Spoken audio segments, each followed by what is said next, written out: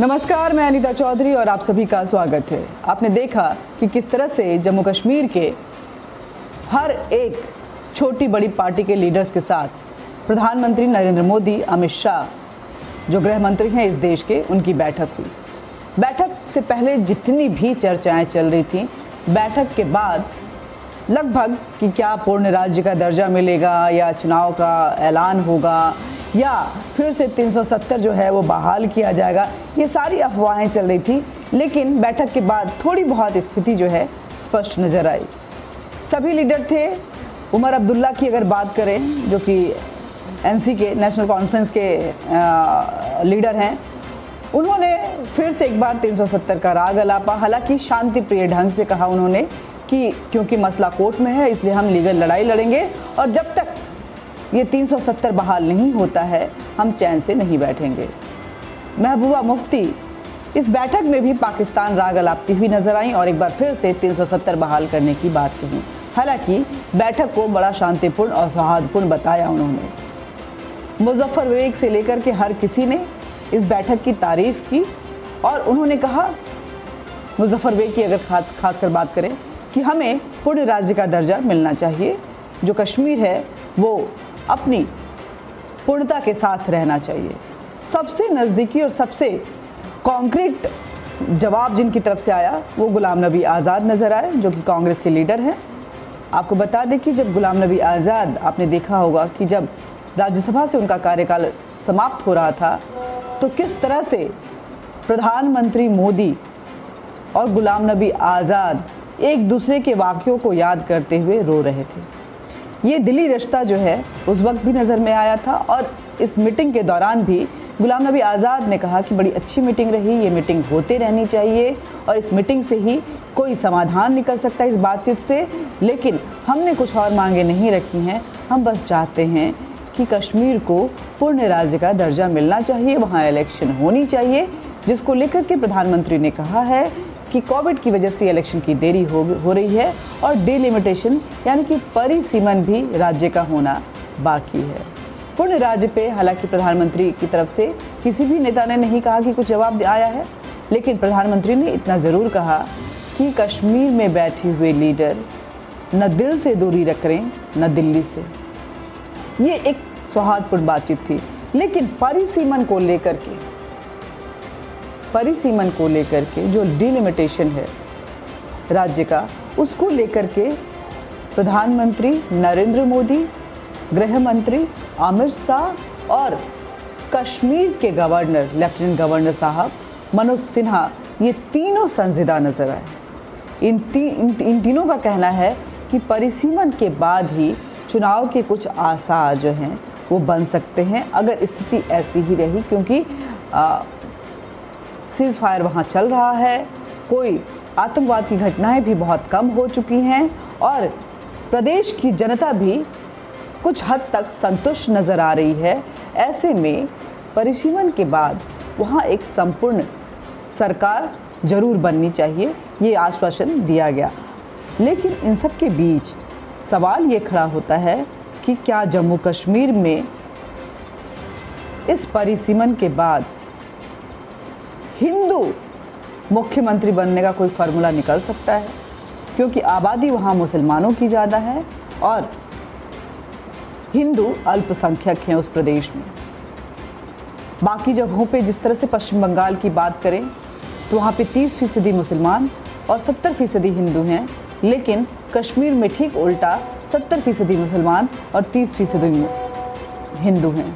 आपने देखा कि इतना पश्चिम बंगाल में 30% और 70% होने के बावजूद 70% पे 30% जो है वो भारी पड़ा था और लाख कोशिशों के बावजूद बीजेपी वहाँ पे सत्ता में नहीं आ पाई।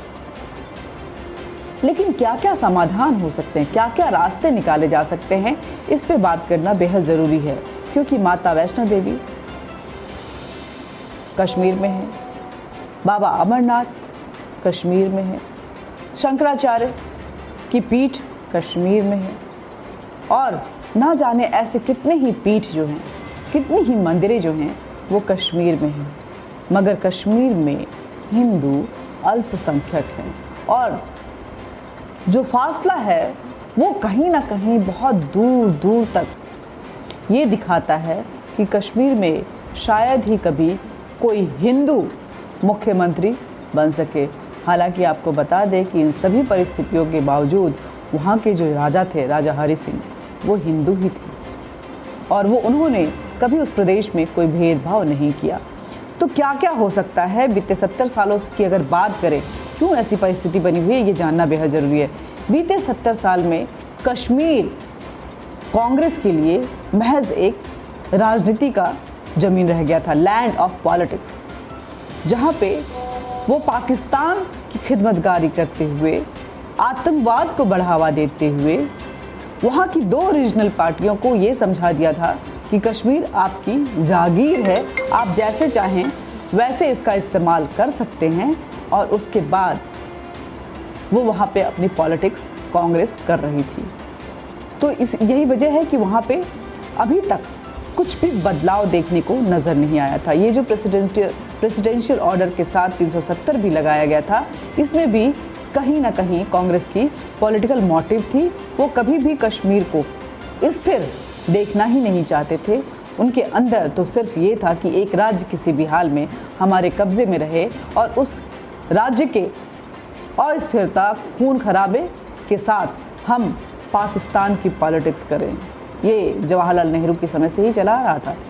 तो 70 सालों से वहाँ पे था महबूबा मुफ्ती का परिवार और शेख अब्दुल्ला, जिनके बेटे हैं फारूक अब्दुल्ला, उनके बेटे हैं उमर अब्दुल्ला। ये दोनों परिवार कश्मीर को अपनी जागीर समझ रहे थे। उनको ऐसा लग रहा था कि कश्मीर में वो चाहे जो भी करें सब जायज़ है।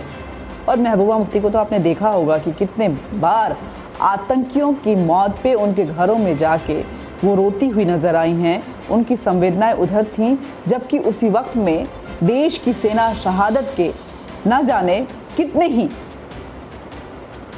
जाने गंवा रही थी इस शहादत के नाम पे कश्मीर को बचाने के लिए। लेकिन हमेशा सेना के लिए महबूबा मुफ्ती की तरफ से आग ही निकलता था उनके मुंह से। तो ये दोनों जो परिवार हैं ये सुन्नी परिवार से हैं। मैं बताना चाह रही हूँ बस इतना कि क्या ऐसी परिस्थिति बन सकती है कि नहीं।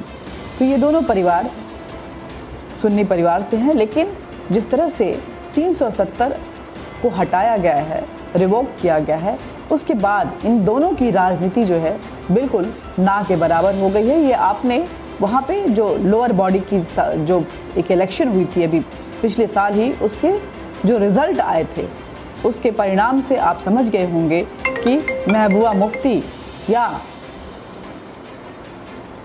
फारूक अब्दुल्ला की ज़मीन अब वहाँ खिसक चुकी है। शायद जनता के बीच वो पैठ नहीं रह गया है। ये 2011 की जनगणना के मुताबिक जम्मू कश्मीर की टोटल जनसंख्या जो है 30% हिंदुओं की है और 67% जो है वो मुसलमान हैं। बाकी जो हैं उनमें और भी जो छोटे छोटे धर्म हैं, जात हैं, कास्ट हैं, वो सब उसमें नज़र आते हैं, जिनमें सबसे मजबूत गुट जो है इन 67% में वो सुन्नी मुसलमानों का है, जो आतंक को बढ़ावा देने में बिलीव करता रहा है आज तक। आप देखेंगे जहाँ भी सुन्नी मुसलमान है विश्व के किसी भी कोने में, वहाँ पे खून खराबा जो है वो बड़ा आम है। इनको जिहाद जो है, जिहाद का इन्होंने मतलब ही यही समझ रहा है कि चाहे स्थिरता से नहीं रहना है, शांति से नहीं रहना है और खून खराबा करते रहना है। भारत विरोधी मानसिकता आप देखेंगे कि जहाँ भी सुन्नी हैं, जो भी भारत के सुन्नी हैं, वो भारत के खिलाफ जब पाकिस्तान और भारत के मैच में भी आप देखेंगे तो पाकिस्तान के जीत पे ये पटाखे छोड़ते हुए आपको नज़र आएंगे कई बार, और पाकिस्तान के नाम पे ये रोते हुए भी नज़र आएंगे। ये सुन्नी मुसलमानों की जो है वो फितरत में है, वो देश विरोधी काम में लगे रहते हैं। सुन्नी मुसलमानों के बाद इस प्रदेश में सिया मुसलमानों की संख्या है और शेड्यूल्ड ट्राइब जो कि वो भी मुस्लिम में कन्वर्ट हो चुके हैं, उनकी भी संख्या बड़ी मात्रा में वहाँ पे मौजूद है। खासकर जम्मू के बहुत सारे जो जनजातीय हैं, लोग हैं, वो मुसलमान बन चुके हैं, जिनमें बकरवाल भी आते हैं। बकरवाल अपनी लड़ाई अलग तरह से लड़ रहे हैं। शिया और जनजातीय मुसलमान यानी कि शेड्यूल्ड ट्राइब मुसलमान की अगर बात करें तो वो अक्सर बीजेपी के साथ नज़र आता है, क्योंकि ये लोग 70 सालों से सुन्नी मुसलमानों के आतंक के साए में जीते रहे हैं, बहुत पीड़ित हैं, इसलिए आवाज़ें कुछ दबी सी हैं, मगर ये पंछी की तरह, बाज की तरह फड़फड़ाना ये भी चाहते हैं, एक सुखद माहौल में रहना चाहते हैं। जो सुन्नी मुसलमान है वो पाकिस्तान परस्त होता है, लेकिन अगर सिया और बकरवाल इन सारे मुसलमानों की अगर बात करें, और जो कि जितने भी जनजातीय मुसलमान जो कि अब मुस्लिम बन चुके हैं, वो कहीं ना कहीं हिंदुस्तान के साथ रहना चाहते हैं, उनको इस तरह की राजनीति पसंद नहीं आती है। आतंकवादी लगातार कोशिश कर रहे हैं कि मुसलमानों को किसी भी तरह रेडिकलाइज किया जाए और उनको कट्टरपंथी बनाया जाए और कश्मीर पे किसी तरह सिर्फ इस्लाम के नाम पे पाकिस्तान का कब्ज़ा हो, जिसका फ़ायदा सीधे तौर पे चीन उठा सके। हम सब जानते हैं, इस हिसाब से अगर देखा जाए तो 30% मुस्लिम आबादी वाला ये जो राज्य है, शिया और शेड्यूल ट्राइब मुसलमान मिलाकर कश्मीर में एक सुन्नी मुसलमानों का विरोधी बेड़ा जो है वो खड़ा हो सकता है, क्योंकि अकेले 30% जो हिंदू है वो बहुत ज़्यादा कुछ कर नहीं सकता है। और क्योंकि जिस तरह से हमने देखा था कि जेनोसाइड हुआ 90 के दशक में, 90 के दशक में, उसके बाद वहाँ से हिंदुओं को छोड़ना पड़ा था, वो पलायन किए थे, उसके बाद उनके अंदर जो दहशत है और भी ज़्यादा भरा हुआ है। ज़्यादा से ज़्यादा हिंदू जो हैं वो जम्मू एरिया में रहते हैं। अगर कश्मीर के घाटी के एरिया की अगर बात करें तो वहाँ हिंदू जो है वो सुन्नी के बराबर है। यही वजह है ये परिसीमन जो है, डिलिमिटेशन जो है, बेहद ज़रूरी है, ताकि आबादी को मिक्सअप किया जाए और उसके बाद किसी भी तरह के चुनाव के लिए तैयारी की जाए। लेकिन अगर ये शिया मुसलमान, ये शेड्यूल ट्राइब जो कि अब मुस्लिम बन चुके हैं और हिंदू एकजुट हो जाते हैं, तो कहीं ना कहीं ये आतंकी फितरत वाले जो सुन्नी मुसलमान हैं उनके अगेंस्ट में एक लॉबी तैयार हो सकती है जो उनको चैलेंज कर सकती है। लेकिन कितना क्या ये इतना आसान है, आपको समझना पड़ेगा।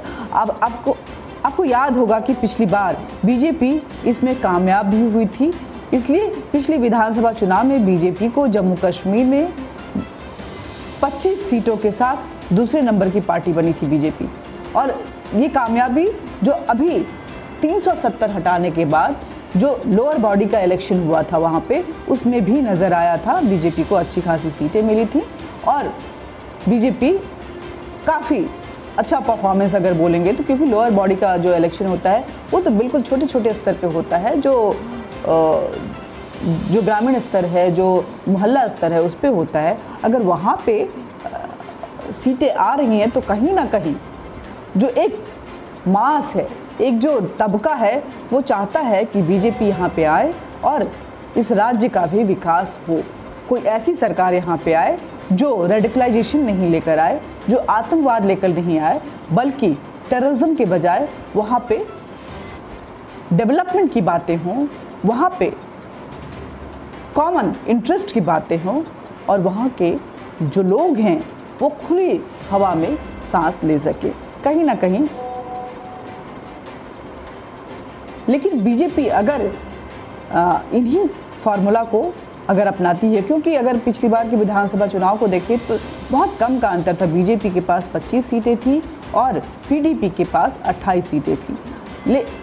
बीजेपी अगर इस लॉबी को बनाने की कोशिश करती है, मतलब कि शिया मुसलमानों को अपनी तरफ खींचने की कोशिश करती है और जो कन्वर्टेड शेड्यूल ट्राइब मुस्लिम्स हैं, कन्वर्टेड मुस्लिम्स, उन लोगों को अपनी तरफ खींचती है, उनको हिंदुओं के साथ जोड़ के एक आश्वासन देती है, कुछ उनके मतलब की बातें करती है, उनके खुले सांस के लिए सुरक्षा प्रदान करने की आश्वासन देती है, डेवलपमेंट की बातें करती हैं, बिजनेस की बातें करती हैं, तो कहीं ना कहीं ये बीजेपी को फ़ायदा पहुंचा सकता है। ये जो 3 अंकों का फासला, जो 3 सीटों का जो फासला था, वो ख़त्म हो सकता है। इसके अलावा केंद्र सरकार जम्मू कश्मीर में जो डिलिमिटेशन करवा रही है, उस परिसीमन से जम्मू और कश्मीर की सीटों में बदलाव भी होगा और जम्मू विधानसभा की सीटें बढ़ सकती हैं। अगर ये बढ़ती हैं तो कहीं ना कहीं इसका फ़ायदा सीधे तौर पे बीजेपी को मिलेगा।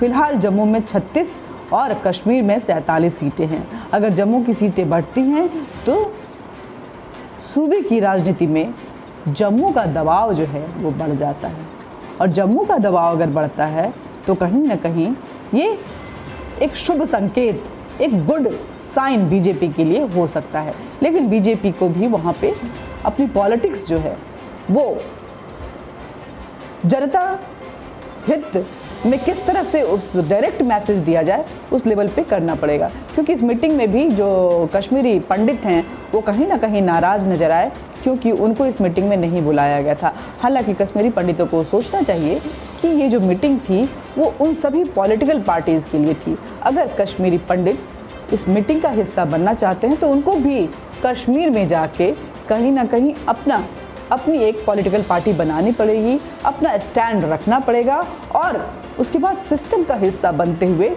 इस तरह की मीटिंग्स में आना पड़ेगा। इस तरह से सरकार की भी मदद करनी पड़ेगी। कश्मीर के जो कश्मीरियत है, जो सूफियत है और जो खूबसूरती है उसको भी आगे बढ़ाना पड़ेगा।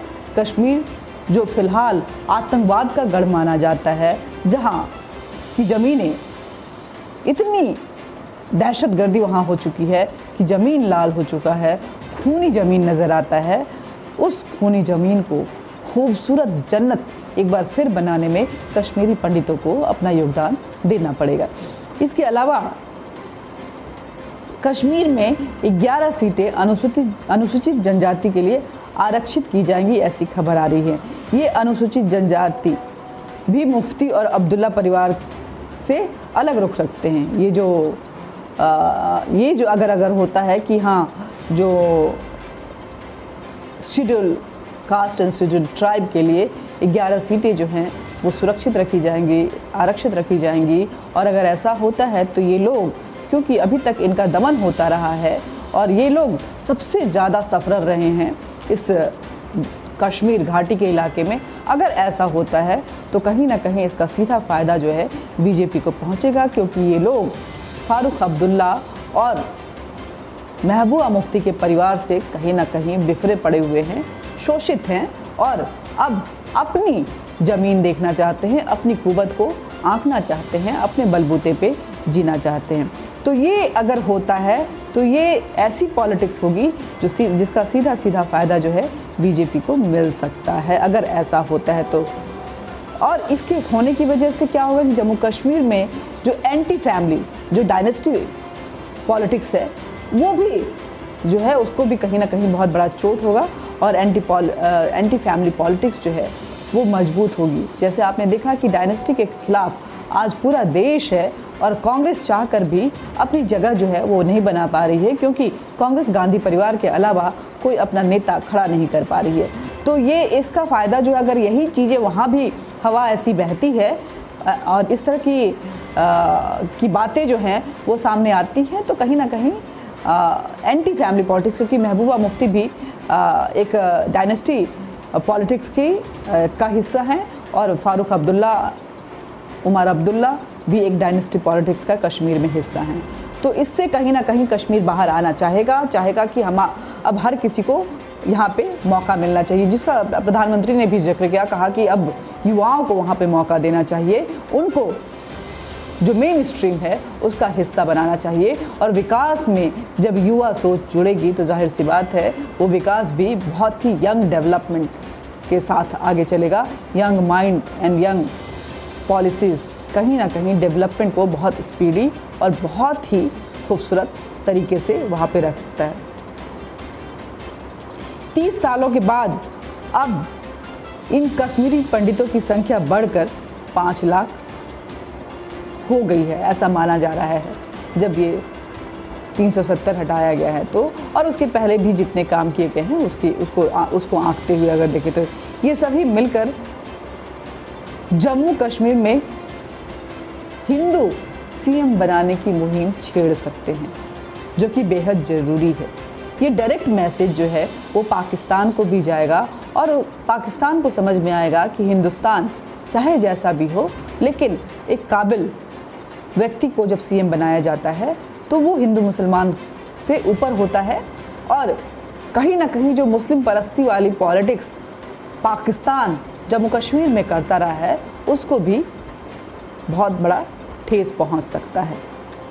अगर प्रधानमंत्री गृह मंत्री सही रणनीति के साथ, मेरा ये मानना है कि अगर प्रधानमंत्री और गृह मंत्री सही रणनीति के साथ इस फार्मूले को अपनाते हुए आगे बढ़ेंगे और इसमें 30% जो हिंदू आबादी है उसको अपने साथ हर हाल में बांधे रहेंगे, तो वो दिन दूर नहीं रह जाएगा जब कश्मीर में भी हिंदू मुख्यमंत्री बन सकता है। ये मेरा आकलन था, ये आकलन अपने एनालिसिस पे मैंने किया। आपको कैसा लगा ये ज़रूर कमेंट बॉक्स में लिख के बताइएगा। ज़्यादा से ज़्यादा लोगों को शेयर कीजिए ताकि कश्मीर की जो मौजूदा स्थिति है वो उन लोगों तक पहुंच सके और आगे की रणनीति को देखते हुए वो भी कश्मीर को इमेजिन कर सके कि हाँ, ये जमी का जन्नत जो है आने वाले दिनों में उनके लिए सच में बहुत खूबसूरत होने वाला है। और सब्सक्राइब कीजिए, लाइक कीजिए, बेल बटन दबाइए ताकि आप तक नोटिफिकेशन पहुंचता रहे। नमस्कार।